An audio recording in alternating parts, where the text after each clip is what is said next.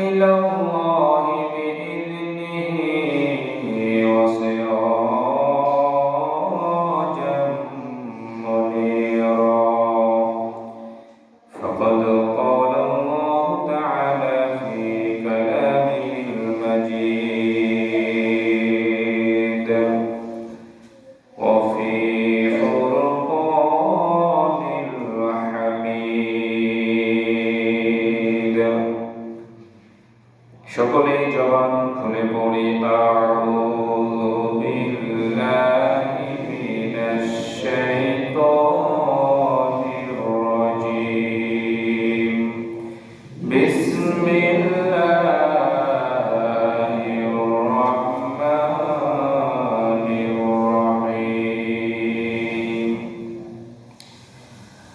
ফারাহিমাল্লাহু আবদান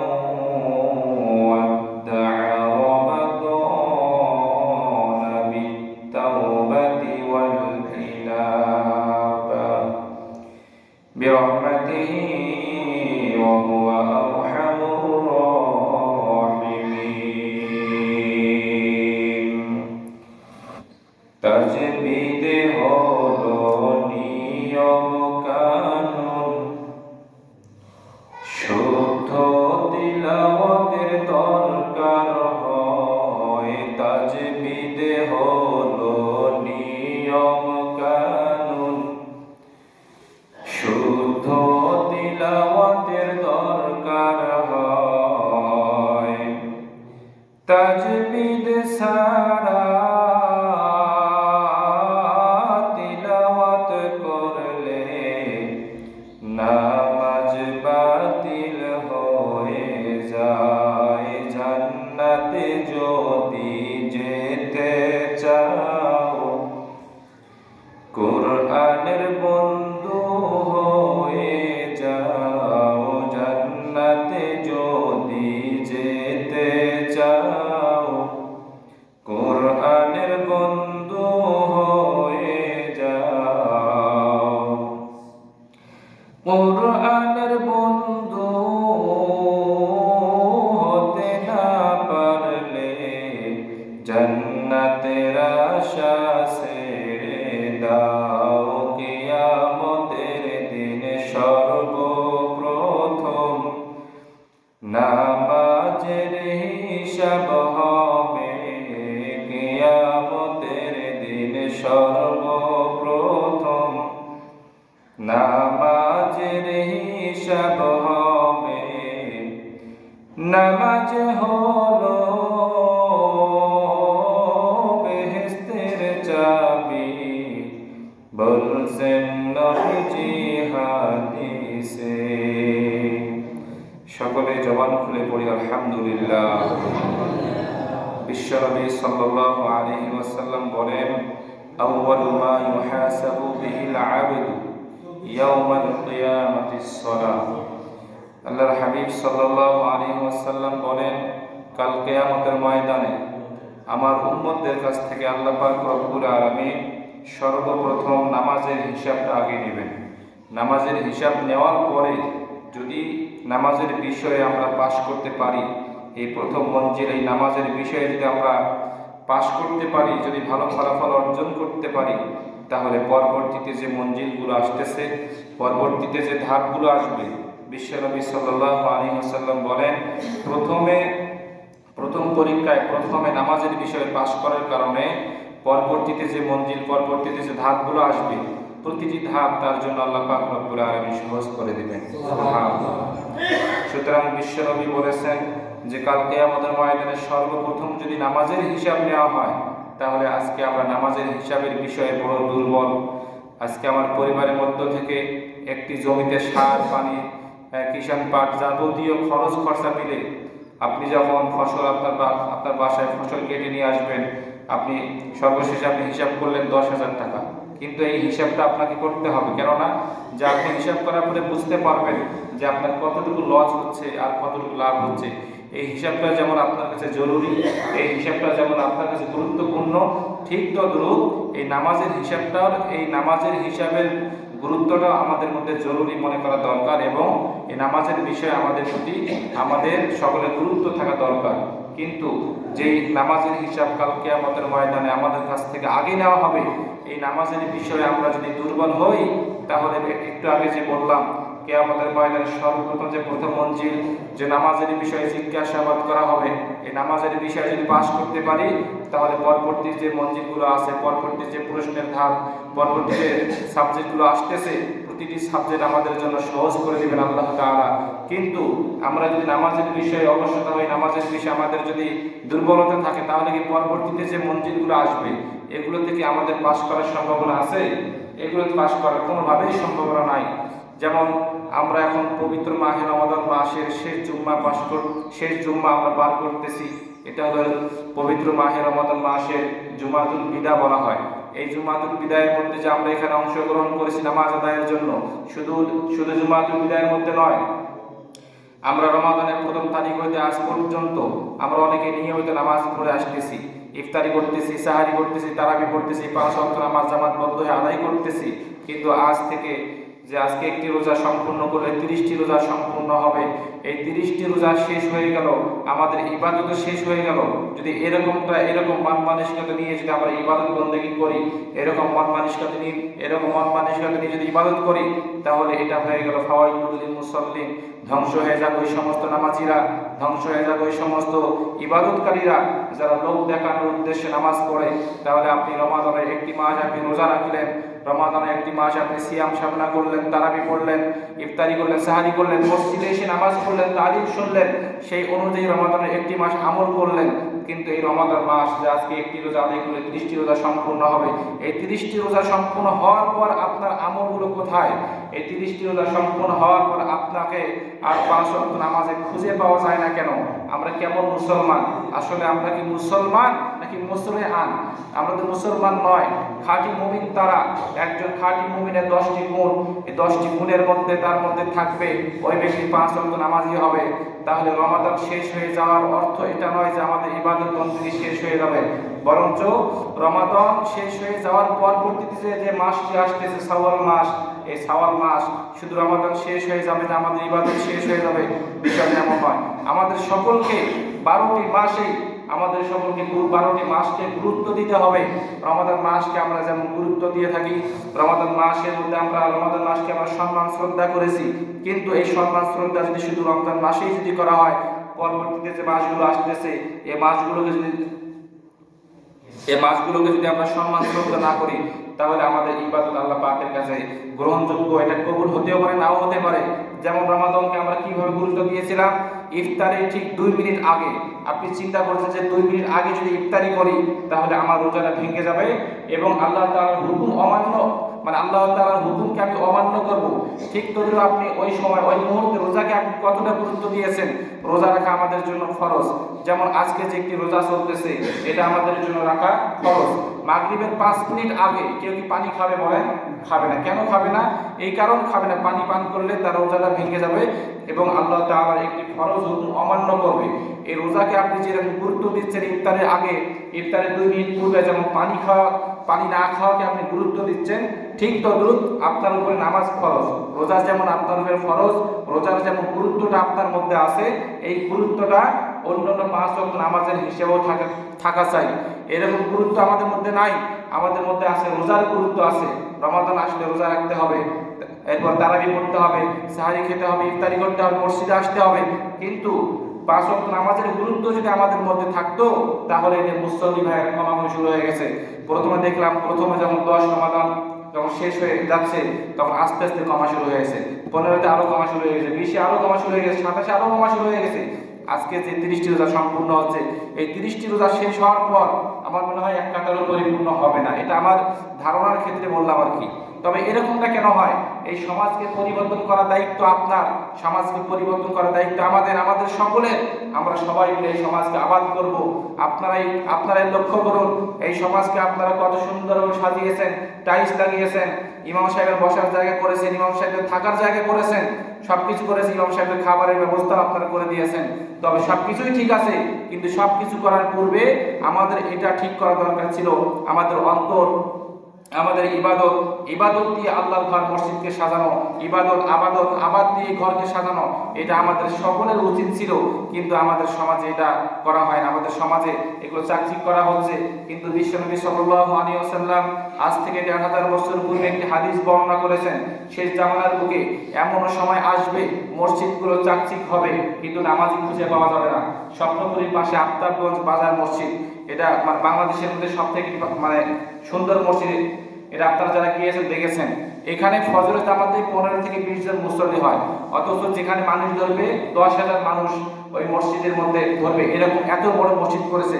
আর এত সুন্দর করেছে, টাইলস লাগিয়েছে, উপরে টাইলস লাগিয়েছে, ভিতরে টাইলস, বাথরুমে টাইলস, সব জায়গায় টাইলস। এই হাদিস অনুযায়ী বিশ্বনবী বলেন যে শেষ জামানে মসজিদগুলো চাকচিক হবে, কিন্তু মসজিদের মধ্যে কি থাকবে না? নামাজি থাকবে না। এত বড় মসজিদ করা কি দরকার ছিল যেখানে কোনো নামাজি নাই? আমাদের এখানে আপনারা কত সুন্দর মসজিদ বানিয়েছেন, কিন্তু ফজরের জামাতে এক কাতার পরিপূর্ণ হয় না কেন? কি কারণে পরিবর্তন হয়? কি কারণে পরিপূর্ণ হয় না? এই কারণে পরিপূর্ণ হয় না, ইবাদতের গুরুত্ব আমাদের মধ্যে নাই। আমাদের সকলের আমরা যে ইবাদত বন্দেগী করতেছি, প্রত্যেকে ইবাদতকে ওই পরিমাণ গুরুত্ব দিব যেই পরিমাণ রমাদান মাসে ইফতারি করার ২ মিনিট পূর্বে যেরকম আপনি পানি খাচ্ছেন না, পানি খাইলে আল্লাহ তাআলার হুকুম অমান্য হয়ে যাবে, রোজা ভেঙে যাবে, আল্লাহ পাক আপনার প্রতি অসন্তুষ্টি হবে। এইরকম গুরুত্ব যদি ৫ ওয়াক্ত নামাজকে আমরা দিতাম, তাহলে আমাদের সমাজটা পরিবর্তন হইতো কিনা বলেন? তাহলে আমাদের সমাজটা অবশ্যই পরিবর্তন হইতো। তাহলে আমাদের সমাজকে পরিবর্তন করার দায়িত্ব কার বলেন? আমাদের সকলের। আপনি মসজিদে নামাজের জন্য আসতেছেন, আপনার সন্তান এখনো বাসায় শুয়ে আছে। আপনি ফজরে আসতেছেন, আপনার সন্তান বাসায় শুয়ে আছে। প্রয়োজন আপনার সন্তানকে আপনি আদর করেন, আপনার সন্তানকে কোরআন সুন্নাহ দিয়ে বুঝায় আপনার সন্তানকে আপনি মসজিদে নিয়ে আসেন। প্রয়োজনে আপনার সন্তানকে আপনি আলাদা করে দেন যে বাবা তুমি যদি নামাজ না পড়ো তাহলে আমার পরিবারে তোমার কোনো স্থান নাই, নামাজ না পড়লে আমি তোমার ভরণ পোষণ দিতে পারবো না। এরকম ভাবে বিভিন্ন ভাবে কলা কৌশলে তাকে বুঝায় মসজিদে নিয়ে আসতে হবে। এখানে আমরা এমন ব্যক্তি উপস্থিত আছি, আমাদের বিবিরা নামাজ পড়ে না, বেপরদা ভাবে পাতারের মধ্যে ঘাস আনতে যায়, গরু আনতে যায়, বিভিন্ন কাজকর্ম করে। হ্যাঁ, সবকিছুই করা যাবে, তবে পর্দার আড়াল থেকে করলে ভালো হয়। এবং আমাদের বিবি যারা আছে অনেকে নামাজ পড়ে না। আপনি যে মসজিদে এসে নামাজ পড়তেছেন, আপনার স্ত্রী বাইরে নামাজের সময় এখন আপনি খোঁজ খবর নিয়ে দেখেন, আপনার স্ত্রী এখনো গোসল করতে পারে নাই, গরুকে খাবার দিতেছে। কিন্তু এই নামাজের গুরুত্ব, ইবাদতের গুরুত্ব যদি আমাদের মধ্যে থাকতো, আমার ফ্যামিলির মধ্যে থাকতো, তাহলে আমার স্ত্রী এখন পর্যন্ত গোসল না করে গরুকে ঘাস দিতে পারতো না, পারিবারিক কাজগুলো করতে পারতো না। হ্যাঁ, সবকিছুই করতে হবে, তবে সবকিছু করার আগে আমাদেরকে ইবাদত ঠিক রেখে আমাদের সামনের কাজগুলো করতে হবে। আল্লাহ পাক রব্বুল আলামিন আমাদের সকলকে আল্লাহ পাকের সন্তুষ্টি হাসিল করার জন্য ইবাদত করে ৫ ওয়াক্ত নামাজি হিসেবে কবুল করুন, সকলে বলে আমিন।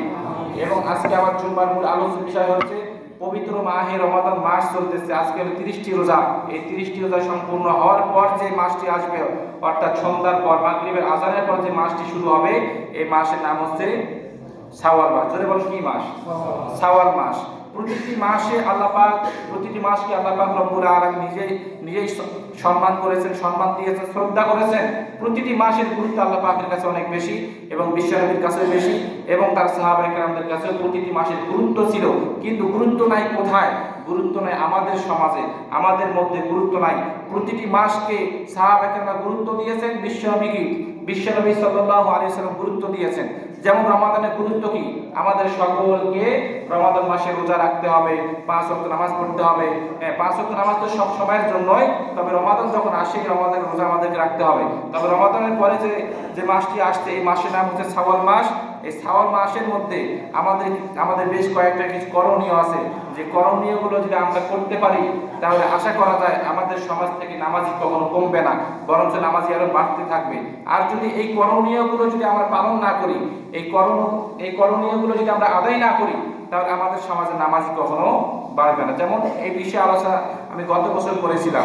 আমরা যদি এই করণীয়গুলো যদি আদায় করতাম, আমার আলোচনা অনুযায়ী আপনারা যদি বিন্দু পরিমাণ অনুপরিমাণ আমল করার চেষ্টা করতেন, তাহলে আমাদের সমাজে নামাজি কখনো কমতো না। কিন্তু আমাদের মধ্যে কিসের অভাব? আমলের বড় অভাব। আমাদের মধ্যে আমল নাই, আলোচনা এক কান্দে শুনি আর এক কান্দে বের করে দিই, যেটা মানার মতো হয় এটা মানি আর যেটা মানার মতো নয় এটা মানি না। তবে যে কথাগুলো বলা হচ্ছে প্রতিটি কথাই আমাদের মানা উচিত, প্রতিটি কথা মেনে সেই অনুযায়ী আমাদের বাস্তব জীবনে আমল করা উচিত। যেমন একটু আগে যেটা বললাম, আমার স্ত্রী এখনো গোসল করতে পারে নাই, আপনি যদি আপনার স্ত্রীর প্রতি একটু যদি কঠোরতা অবলম্বন, আপনার স্ত্রীর প্রতি আপনি যদি একটু কঠোরতা অবলম্বন করেন যে এখনো কি যেন গোসল করা হয়নি, নামাজের আগে গোসল করে জাস্ট সময় মতো নামাজ পড়তে হবে। আপনি যদি আপনার ফ্যামিলিতে, আপনার পরিবারকে, আপনার সন্তানকে এরকম ভাবে আপনি যদি বলতে পারেন বা বলেন, আশা করা যায় আপনি 30 দিন বলবেন। হ্যাঁ, আপনি 30 দিন বলার পরে যদি না হয় আপনি বলতে থাকবেন, তখন আপনার স্ত্রী নিজেই বলবে যে একটা কথা, মানে একটা কথা কতই শুনি। আপনার সন্তান নামাজে আসছেন, আপনার সন্তানকে আপনি প্রতিদিন নামাজের কথা বলবেন। আপনার সন্তান যদি নামাজে না আসে, শেষ পর্যন্ত আপনার সন্তানের বিবেকের মধ্যে বাধা খাবে। আপনার সন্তান বলবে যে আব্বা আমাকে প্রতিদিন নামাজের কথা বলে, অথচ আমি নামাজে যাই, এটা কেমন হয় এটা। সুতরাং এরকম ভাবে নামাজের আহ্বান করবেন, নামাজের আদেশ করবেন এবং আপনার স্ত্রীকে নামাজের জন্য আদেশ করবেন, আপনার স্ত্রী যেন ইসলামের পরিপূর্ণ ইবাদতগুলো করতে পারে। তাহলে শাওয়াল মাসের মধ্যে আমাদের বেশ কিছু করণীয় আছে। প্রথম করণীয় হচ্ছে, বিশ্বনবী সাল্লাল্লাহু আলাইহি ওয়াসাল্লাম বলেন, পবিত্র মাহে রমাদান মাসে রোজা রাখার পর, কথাটা একটু ভালো করে বুঝবেন, পবিত্র মাহে রমাদান মাসে কি রাখার পর? রোজা রাখার পর শাওয়াল মাসের মধ্যে যে 6টি নফল রোজা আছে, বিশ্বনবী সাল্লাল্লাহু আলাইহি ওয়াসাল্লাম বলেন এই রমাদান মাসে রোজা রাখার পর, একটু ভালো করে বুঝবেন, রোজা রাখার পরে বলা হয়েছে। আমরা যদি মানে এই রমাদান মাসে রোজা না রেখে নফল রোজা করি তাহলে এটা কখনো গ্রহণযোগ্য হবে না। এই ফরজ রোজা, একটু আগে বললাম আমাদেরকে আগে ফরজ ঠিক করতে হবে, ফরজের পরে ওয়াজিব ঠিক করতে হবে। তো এটা কোনো ওয়াজিব নয়, এটা হচ্ছে নফল ইবাদত। তো বিশ্বনবী বলেন এই ফরজ রোজা রাখার পর যদি কোনো আমার উম্মতের দল এই শাওয়াল মাসের মধ্যে 6টি রোজা রাখতে পারে, বিশ্বনবী বলেন ওই ব্যক্তির আমলনামার মধ্যে 1 বছর রোজা রাখার সমপরিমাণ সওয়াব লেখা হবে। তাহলে এই যে আমরা একটি মাস কষ্ট করে সিয়াম সাধনা করলাম, একটি মাস রোজা রাখলাম একমাত্র আল্লাহ পাককে পাওয়ার জন্য, আল্লাহর সন্তুষ্টি অর্জন করার জন্য, জান্নাত পাওয়ার জন্য, ঠিক না ভাই? রাইয়ের নাম হচ্ছে জান্নাতের একটি দরজা আছে, এই দরজাতে আমরা প্রবেশ করব। আল্লাহ পাক রব্বুল আলামিন বলেন আস-সাওমু লি, রোজা আমার জন্য। সুতরাং এই রোজার প্রতিদান, রোজার পুরস্কার আল্লাহ পাক রব্বুল আলামিন নিজেই আল্লাহ তাআলার নিজ ডান হাতে বান্দাদেরকে প্রদান করেন, বলি সুবহানাল্লাহ। সুতরাং যে আল্লাহ আমাদেরকে আল্লাহ পাকে নিজ হাতে পুরস্কার দেবেন, এর থেকে খুশির সংবাদ আর কি কিছু হতে পারে নাকি? এর থেকে খুশির সংবাদ আর কিছু হতে পারে না। তাহলে আমরা যদি একটি মাস কষ্ট করে সিয়াম সাধনা করলাম, এখন যে আমাদের 6টি মানে এই শাওয়াল মাসে যে 6টি নফল রোজা আছে, এই 6টি নফল রোজা কি রাখা সম্ভব হবে? আমাদের পক্ষে সম্ভব হবে? ইনশাআল্লাহ আমরা প্রত্যেকেই রাখার জন্য চেষ্টা করব। তবে এই রমাদানে অনেকে অসুস্থতার কারণে রোজা কাজা করেছেন। একটা রোজা যদি আপনি কাজা করে থাকেন তাহলে এই মানে রমাদানের পরে শাওয়াল মাসে আপনি এই কাজা রোজাটা আগে আদায় করবেন। কাজা রোজাটা মানে আদায় করা আপনার জন্য ফরজ। এই কাজা আদায় করার পরে আমাদেরকে নফল রোজার মধ্যে অংশগ্রহণ করতে হবে। কিন্তু আমাদের পিছনে যে ফরজ রোজার ঘাটতি রয়েছে, এই ফরজের ঘাটতি রেখে আমরা যেন কেউ কখনো মানে এই নফলের মধ্যে অংশগ্রহণ না করি, নফল আদায় না করি। সুতরাং আমাদের অসুস্থতার কারণে, জ্বরের কারণে, মাথা ব্যথার কারণে, বিভিন্ন কারণে, বমির কারণে, বিভিন্ন কারণে আপনি রোজা কাজা করেছেন, তাহলে আপনাকে আগে কি আদায় করতে হবে? ফরজটা, এই শাওয়াল মাসে ফরজটা আদায় করার পরে আমাদেরকে নফলটা আদায় করতে হবে। আল্লাহ পাক আমাদের সকলকে পবিত্র শাওয়াল মাসের মধ্যে অংশগ্রহণ করে এই শাওয়াল মাসের 6টি নফল রোজা রাখার তৌফিক দান করুন, সকলে পড়ে আমিন। 2 নাম্বার আমল হচ্ছে আমাদের সকলের উচিত 5 ওয়াক্ত নামাজ জামাতের সাথে আদায় করা। এটা হচ্ছে 2 নাম্বার করণীয়। কয় নাম্বার করণীয়? 2 নাম্বার করণীয়। আমাদের করণীয়গুলো কিন্তু ছুটে যাচ্ছে, দেখুন কত মানুষ আসতো, এখন আর আসতেছে না। তার মানে এই করণীয়গুলো তাদের মধ্যে নাই, হয়তোবা তাদের জানা ছিল না, কিন্তু আজকের আলোচনা থেকে আপনি জানতে পারলেন 2 নাম্বার করণীয় হচ্ছে জামাতের সহিত নামাজ আদায় করা। অনেকে যদি বলা হয় যে ভাই আপনি নামাজে আসেন না কেন? হুজুর আমি বাসায় নামাজ পড়ি, হুজুর আমি মাঠে নামাজ পড়ি, বাজারে নামাজ পড়ি। কিন্তু আপনার যে সর্বোত্তম একটি হক আছে, সেই হকটি হচ্ছে আপনার মসজিদ। আপনি যেই সমাজের, সেই সমাজে আপনি নামাজ পড়বেন, এটা আপনার জন্য হক। তাহলে রমাদান মাসে রোজা শেষ হয়ে যাচ্ছে, হ্যাঁ,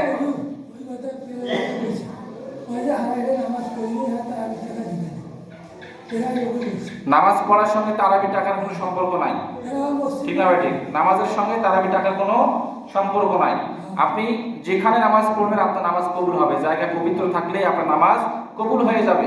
তবে আপনার সন্তানের যেমন আপনার প্রতি মানে হক রয়েছে, আপনার সন্তানের ভরণ পোষণ দেওয়ার দায়িত্ব আপনার। ঠিক তদ্রূপ আপনি যেই সমাজের, আপনি সেই সমাজে নামাজ পড়বেন, এটা হক। বাজারে পড়লে যে নামাজ কবুল হবে না তা কিন্তু নয়, বাজারে পড়লেও কবুল হবে, তবে আপনার হক হিসেবে এখানে আসা উচিত।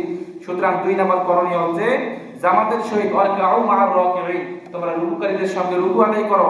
অর্থাৎ বাড়িতে যে আপনি নামাজ পড়ছেন, বাড়িতে আপনি কয়জনের সঙ্গে নামাজ পড়ছেন, বাড়িতে আপনি একাই নামাজ পড়তেছেন, অথচ আল্লাহ পাক বলে তোমরা রুকুকারীদের সঙ্গে রুকু আদায় করো। অর্থাৎ যারা নামাজ পড়ে, যারা জামাতবদ্ধ হয়ে নামাজ আদায় করে, তাদের সঙ্গে তোমরা নামাজ আদায় করো। তাহলে আপনি বাড়িতে নামাজ পড়লে আপনি কি জামাত পাবেন? জামাত পাবেন না। আর আপনি জামাতের সহিত নামাজ পড়ার কারণে 27 গুণ সওয়াব বেশি পাবেন, বলেন সুবহানাল্লাহ। তাহলে জামাতের সহিত আমাদের সকলকে 5 ওয়াক্ত নামাজ পড়তে হবে। আজকে থেকে রমাদান মাস আমাদের মাস থেকে বিদায় নিতে চলছে, বিদায় নিবে। তাহলে কি আপনি কি জামাত ছেড়ে দেবেন নাকি জামাতে এসে পড়বেন? আমরা প্রত্যেকে জামাতে এসে পড়বো। ফজরের জামাতে এক কাতার মানুষ হয় না, এর থেকে বড় দুঃখ কি হতে পারে বলেন? এত বড় সমাজ থেকে যদি আমরা ফজরের জামাতে 2 কাতার 3 কাতার মুসল্লি যদি না হয়, তাহলে কি বাইরের মানুষ এসে যদি দেখে, এগুলো তো লজ্জা পাওয়ার একটা বিষয়। সুতরাং আমরা প্রত্যেকে জামাতের সহিত নামাজ পড়বো এবং এরপরে করণীয় হচ্ছে নিয়মিত পবিত্র কোরআন কারীম তিলাওয়াত করা। আমরা পবিত্র মাহে রমাদান মাসে অনেকে খতম দিয়েছি, আমাকে অনেকে বলেছেন যে হুজুর আমি খতম দিয়েছি, একটু দোয়া করবেন। এই খতমটা কি শুধু রমাদানের জন্যই থাকবে নাকি 12 মাসের জন্য থাকবে? 12 মাসের জন্যই থাকবে। যেমন আমি একটা আমলের কথা বলেছিলাম, সেটা হলো প্রত্যেক ফরজ নামাজের পর আপনি 4 পৃষ্ঠা করে যদি আপনি তিলাওয়াত করেন, তাহলে 5 ওয়াক্ত নামাজে আপনার 20 পৃষ্ঠা হচ্ছে। তাহলে সারা দিনে আপনার জন্য কি হচ্ছে? 1 পারা হচ্ছে। অর্থাৎ আপনি 30 দিনে এইভাবে আপনি 12টি মাসে যদি আপনি কোরআন পড়তে পারেন, কোরআন খতম দিতে পারেন, তাহলে আপনার জন্য ভালো এবং আপনার আমলনামার মধ্যে আল্লাহ পাক রব্বুল আলামিন ফেরেশতারা কি লিখবেন? সওয়াব লিখতে থাকবেন। সুতরাং আমরা রমাদান মাসে যে গুরুত্ব সহকারে কোরআন কারীম তিলাওয়াত করেছি, জিকির আজকার যারা করেছি, এই গুরুত্বটা যেন শুধু রমাদান নয়, এই গুরুত্বটা যেন 5 ওয়াক্ত নামাজ অর্থাৎ 12টি মাসেই যেন থাকে। রমাদান শেষ এর মানে এই নয় যে আমার কোরআন তেলাওয়াত শেষ। রমাদান শেষ হয়ে গেছে, শাওয়াল মাসের অনেক গুরুত্ব রয়েছে। এই শাওয়াল মাসে ইবাদত আর কি করতে হবে? বাড়াইতে হবে। রমাদান মাসকে যেরকম গুরুত্ব দিয়ে ইবাদত করেছি, এই শাওয়াল মাসে, এই রমাদানের থেকে শাওয়াল মাসকে আরো বেশি গুরুত্ব দিতে হবে। ঠিক না ভাই? ঠিক। আল্লাহ পাক আমাদের সকলকে আজকের আলোচনা অনুযায়ী প্রত্যেকের বাস্তব জীবনে আমল করার তৌফিক দান করুন, সকলে বলি আমিন। এবং 2 নম্বর করণীয় কি বললাম? জামাতের সহিত নামাজ আদায় করা। আমি কিন্তু বুঝতে পারছি যে অনেক মুসলিম ভাইরা হারিয়ে গেছে। ঠিক না ভাই? ঠিক। আসলে এটা কি ঠিক বলেন? ঠিক না, মোটেই ঠিক নয় ভাই। আপনি নামাজে আসবেন, আপনার আমি পায়ে হাত রেখে বলি, আমি আপনার ইমাম হয়ে আপনাকে অনুরোধ করে বলি, নামাজে আসবেন। আপনি কি সূরা জানেন না? আপনি বসেন, আপনাকে মাস্ক করায়া, আপনাকে একটা করে অক্ষর শিখায়া আপনাকে নামাজের সমস্ত নিয়মকানুন জানিয়ে দেওয়া হবে। লজ্জার কিছু নাই। মেহেরবানি করে নামাজে আসবেন। রমাদান শেষ হয়ে যাচ্ছে, আমাদের সমাজের বড় দোষ এটাই, রমাদান আসলে ইবাদত শুরু, রমাদান শেষ হয়ে গেলে আমাদের ইবাদত শেষ হয়ে যায়। এটার নাম ইবাদত নয়। ইবাদত হচ্ছে যেটা অল্প ইবাদত হলেও ধারাবাহিকতার সহিত, নিয়মতান্ত্রিকতার সহিত আল্লাহ পাকের সন্তুষ্টি অর্জন করার জন্য ইবাদত করা হয়, ওইটাকে ইবাদত বলা হয়। আমরা প্রত্যেকেই নামাজে আসবো, নামাজ পড়বো। আমার পরিবারে যারা নামাজ পড়ে না তাদেরকে নামাজ পড়ার জন্য আদেশ করব। এবং আমার সন্তান, আমার স্ত্রী যদি নামাজ না পড়ে, এটার জন্য আল্লাহ পাকের কাছে আমরা যদি আমার সন্তানকে নামাজের দাওয়াত না দেই, আমার স্ত্রীকে যদি নামাজের তাগিদ না দেই, তাহলে আল্লাহ পাক আমাকে পাকড়াও করবে, সেদিন বাঁচার কোনো উপায় থাকবে না। সুতরাং আমার যেটা কর্তব্য, আমার সন্তানকে নামাজের কথা বলা, আমি বলে যাব, আমি শাসন করে যাব, কোরআন হাদিস অনুযায়ী শাসন করে যাব। এখন তারা যদি নামাজে না আসে, না পড়ে, তাহলে তাদের জবাব তারা কি আল্লাহ তাআলার কাছে দেবে? আল্লাহ পাক আমাদের সকলকে 5 ওয়াক্ত নামাজি হিসেবে কবুল করুন।